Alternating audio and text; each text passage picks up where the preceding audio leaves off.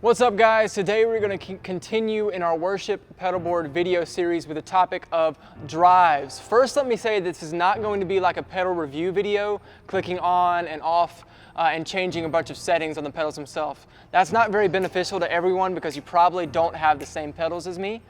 That being said, we are going to be using my drives as examples to show how I built my tone, what I'm looking for in my drive pedals, as well as some principles we hope can help you design your own sound. We will be playing through my pedals so that you can hear the tone in action though. So let's jump in and see what we're working with.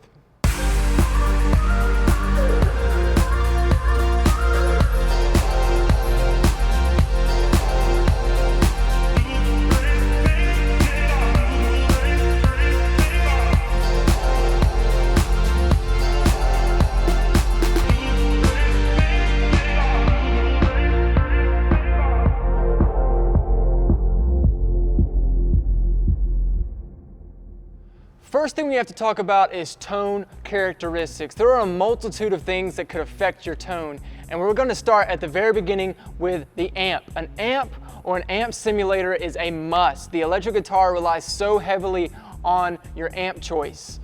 A Marshall, something like this,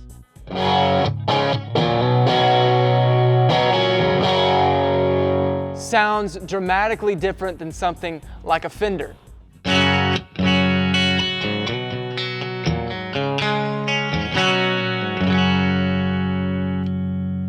Don't make the mistake and plug your drive pedal straight into a direct box or a soundboard. That's basically a distorted phone line. It sounds awful and it's really not what we're going to be looking for.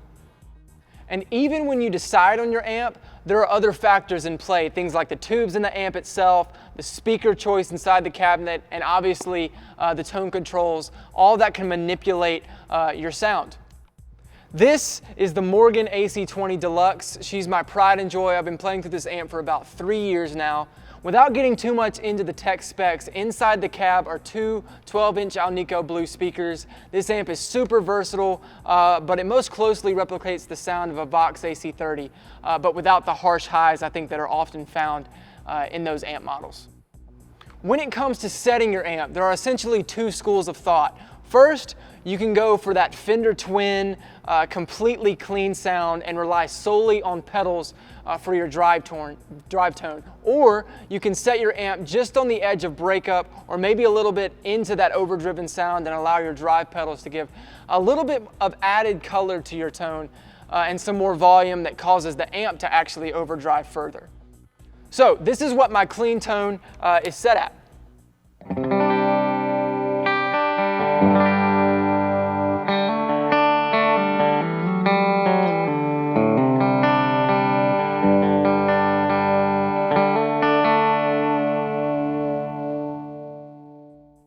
So it's not quite dirty, but not clean either. It's kind of right on the edge, walking that line of breakup. And this is my foundation, what I'm going to be literally painting on top of.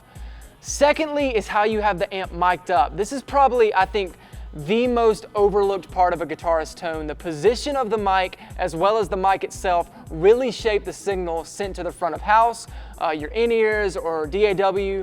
Traditionally, you'll want to use a dynamic mic. These mics have a very tight mid-range and a very focused attack.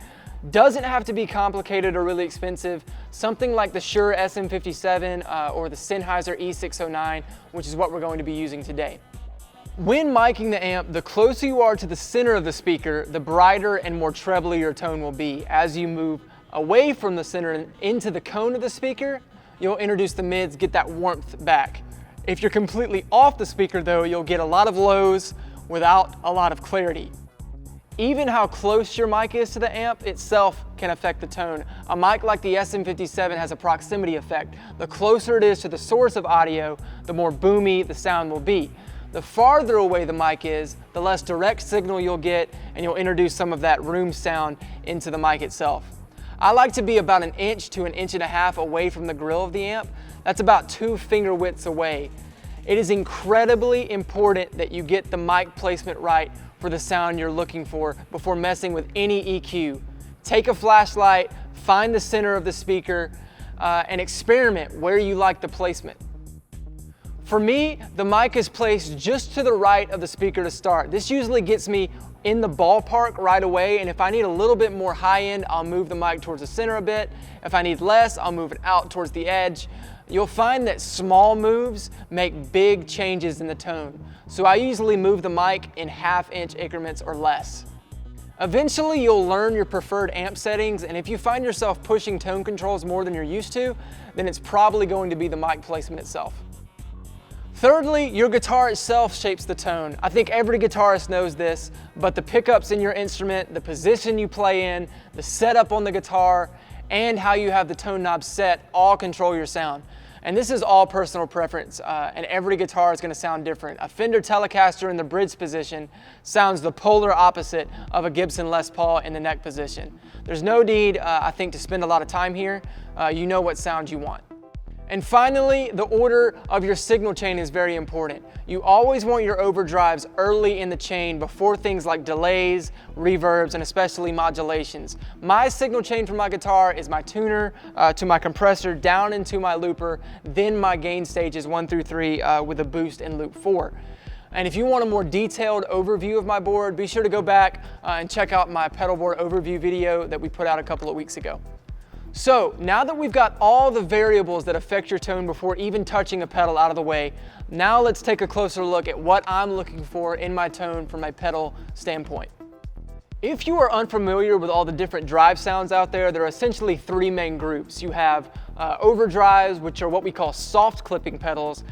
These are the most natural sounding pedals out there. They essentially mimic the same sound that you get when you turn a tube amp up. Overdrives are usually very sensitive to your dynamics. They kind of sit back and wait for you to dig into your strings, and that's where you get that roar that you want. Secondly are distortion pedals. These are much more aggressive and have their own distinct sound when engaged. They can get you some serious crunch or that doom-laden, saturated sound that is in your favorite metal group. Distortion pedals use hard clipping and are usually not very sensitive to your dynamics. No matter how hard you strum, the distortion will always be there. Thirdly, there's the fuzz pedal. These are the strange little brother that suddenly got cool because of how weird he was. Fuzz mimics the same sound of faulty amplifiers, essentially. They clip your tones so much that the waveform becomes square, aggressively compressing the tone on the tops and bottom and creating that fuzz sound that it's actually named for.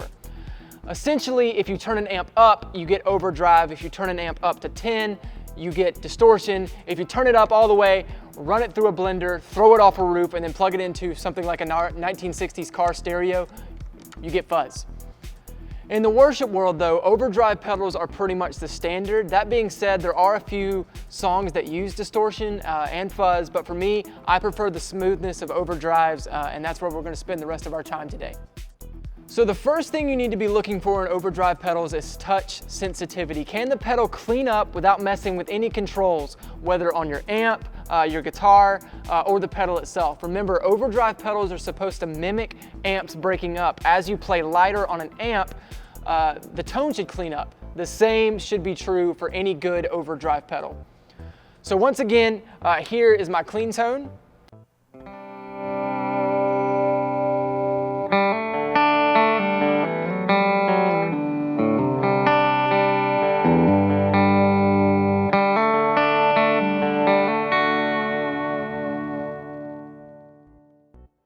It's rare that I don't have at least one overdrive on at all times. So my first overdrive is the JHS Morning Glory. This is considered a light overdrive. The way I have this set is to give me a very small amount of grit, but listen to what happens when I click it on. So here's my clean tone again. And on.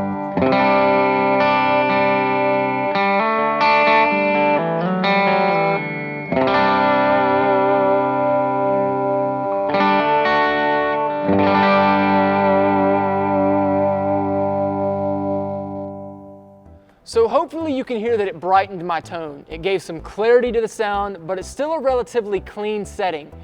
You want a setting that is easily accessible, that gives you just a little bit of grit. This is great for strumming and arpeggios, as you've already heard, but it's also a setting that's great for light swells, something like this.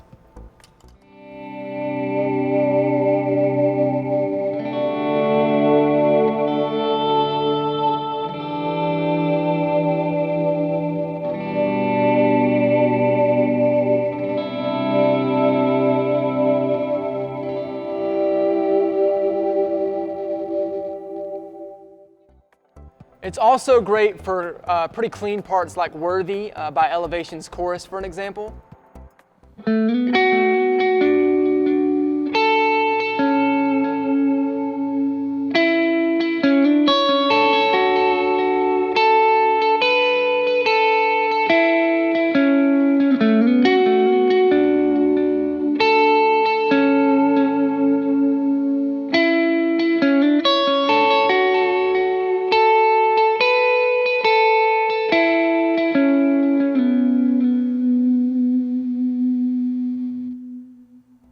Here's a little secret for you though. Try setting your first overdrive at unity gain, meaning you're not going to get any volume boost when the pedal is engaged. Then turn up your amp. You'll find you'll get better results running your amp hotter and then backing down the pedal's volume control back to unity. Moving on, you need to be stacking overdrives if you can. What I mean by that is try to have at least 2 overdrives on your board that can be chained in series. At the very least, try to have something that has 2 drive channels, one with a lighter setting and one with a heavier setting. You need the versatility and that ease of access. It's much easier to click on a second overdrive than bend down and change settings as quickly as you can in between songs and hope you get it right. Or try and turn a knob with your foot and hope you get that right. It's just a disaster waiting to happen. When stacking overdrives though, be mindful of how much overdrive is being added. It can muddy up your tone really quickly. You'll lose that clarity that you spent so much time already trying to get right. I will say though, all of my pedals sound great by themselves. They don't have to be in series to sound correct to my ears, like the Morning Glory doesn't have to go into the Del Mar for the Del Mar to sound right. I think they're great either way. And some guitarists prefer their gain stages to all be independent and vary in tone, like one is darker and one is more mid-heavy. I could do that with my setup, but I personally want each gain stage to complement the other and add a little bit of volume, and that's it. But it is possible to have both ways. So I usually always have my Morning Glory on. From there, I'll either stack the Del Mar with the Morning Glory or the Sick As. So this is like my prototypical lead sound.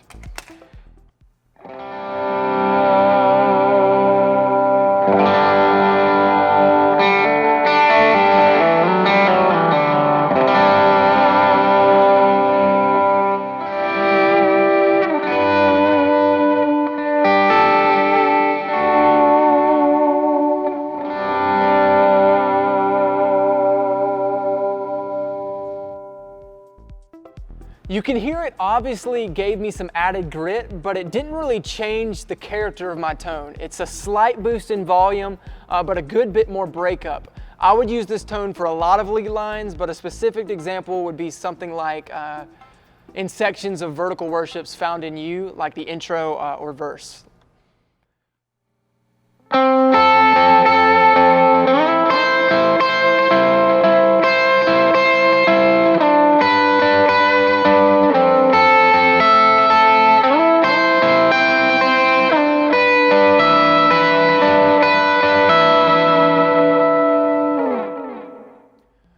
Phil Wickham's Great Things is a perfect example showing the need for 2 drive channels. I'll stack the Del Mar with the Morning Glory on the interludes and the choruses, and then I'll take off the Del Mar on something like the second verse or the bridge.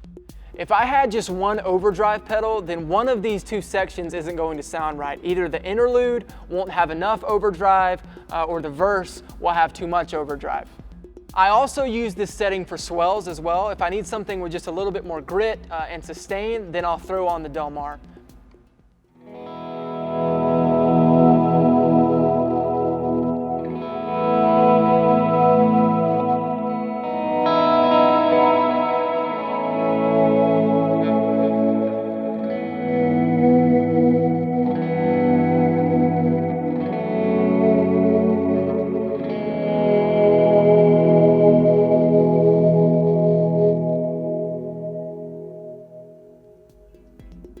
So then we move to my third overdrive, the Sick As. This is the highest gain overdrive on my board, and that's exactly what it's set as. Going back to my Morning Glory tone, that foundation setting right here.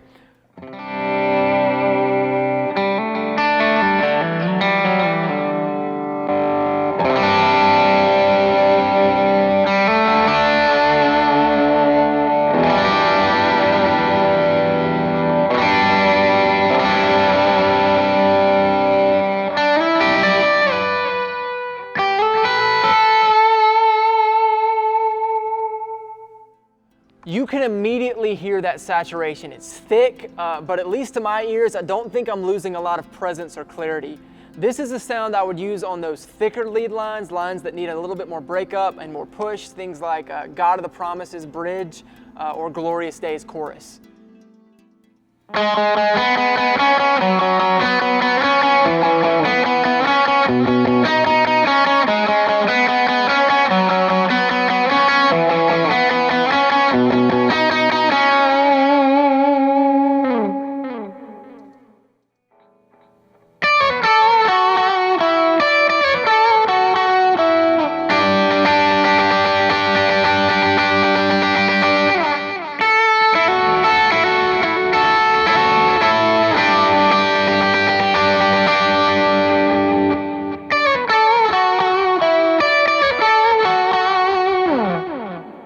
So I never use this sound for swells. It's too much. Swells are usually to create ambience, and you don't want something super aggressive during those moments. But now here's where things can get a little bit tricky. I include my boost as part of like the overdrive category. I have my boost after all of my overdrives, meaning that the pedal is only boosting my volume. If you place your boost before your overdrives, it's not only going to boost your volume, but it's also going to hit the front end of the next pedal, and the overdrive will be more intense. And some people prefer that. It's like a boost pedal that can act as a second overdrive. Sometimes that's actually cheaper though than buying a whole nother overdrive in itself. Choosing overdrive pedals is a trial and error process. Listen to your favorite artists and try and replicate their sound. Research their boards. I was turned on to the Del Mar because of one of my favorite guitar players, a guy named Mateus Asado. But here's the important thing though, context is everything. Most worship songs are not going to call for some aggressive distortion or fuzz. Just because you're a huge Zakk Wylde fan does not mean you need to be using his distortion pedal every chance you get. It's important that you do your research on the song. Know the tones you need ahead of time. Build your tone over the course of the song and judge your intensity off the rest of the band. All right guys, that's all we've got time for today. I hope this video was beneficial for you. You may not have any of these drive pedals, but hopefully the principles translate over. Here's the reality though, your tone is a combination of your creativity, your head, and your ears. And if I'm being honest, your tone starts with your hands and the talent that the Lord gifted you with. What sounds good to me might not be what you're looking for, and that's the beauty of music. The tones you heard today are the ones that I've worked on for years. Be patient and ask for help or opinions. If you have any questions, feel free, drop them below in the comments. And if you've watched this whole video, I'd love to hear what drives you're trying out right now. Make sure you like this video and subscribe. Be on the lookout in the coming weeks when we dive into delays and reverbs as we continue our Worship Pedalboard series. Thanks for watching guys, and I'll catch y'all later.